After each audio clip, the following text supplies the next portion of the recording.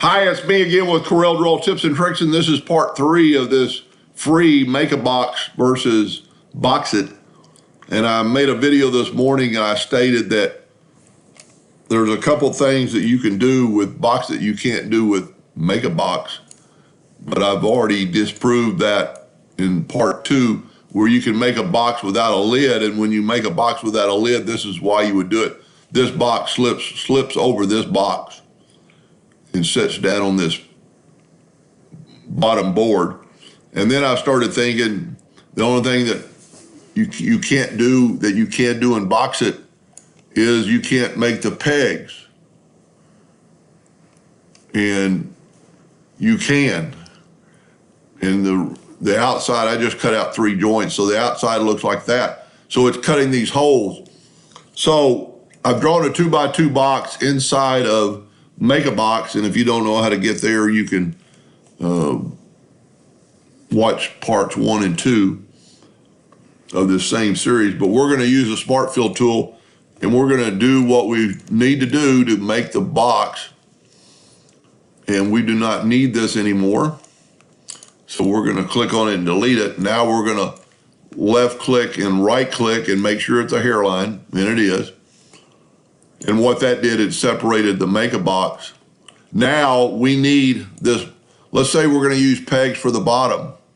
We're going to hit P, put it in the center of the page. Well, let's move this one out of the way. Hit P, put it in the center of the page.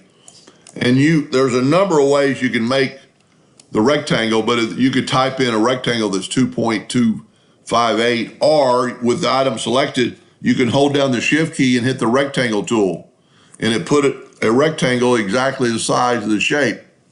Now we need to take the Smart Fill tool and fill in these holes, because this is going to be our pegs.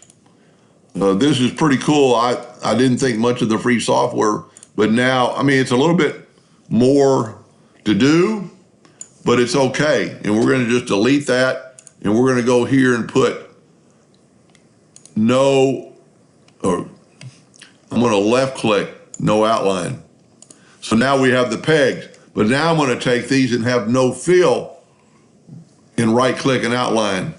We still need to take away this box. Whoop, shouldn't be part of it anymore. And now we just have the pegs. And that's what we need. We're going to group these together, even though we don't have to because they are already in the center of the page. Now we're going to take a rectangle and holding down the control button, make it whatever size we want, and hit P, and I didn't make it perfect. So let's back up here.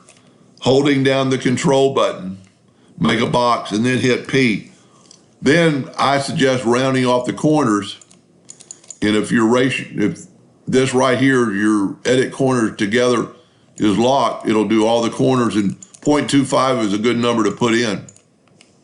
That is your peg. So now the bottom of the box is going to be this part of the box that's going to fit down in there. Basically, it's making a lid on the bottom that you're going to glue in, and it's going to allow it to make things like this, where you're going to have a lip and this box just fits on top of it. And the reason for the lip, I've made stamp boxes before and stuff. This box is going to fit, this part is going to slip down and stop right there on that lip. That's my penny drop game, and if you haven't seen that, there's a couple videos under this thing on my same channel called Penny Drop. So this free software can do as much as Boxit can. It's a little more work, but for what it costs, the free works. I mean, I didn't change anything. I didn't sand anything. That's standing up on its own, and the other 4 corners would go in there. Hope that helped a little bit. Thank you for watching.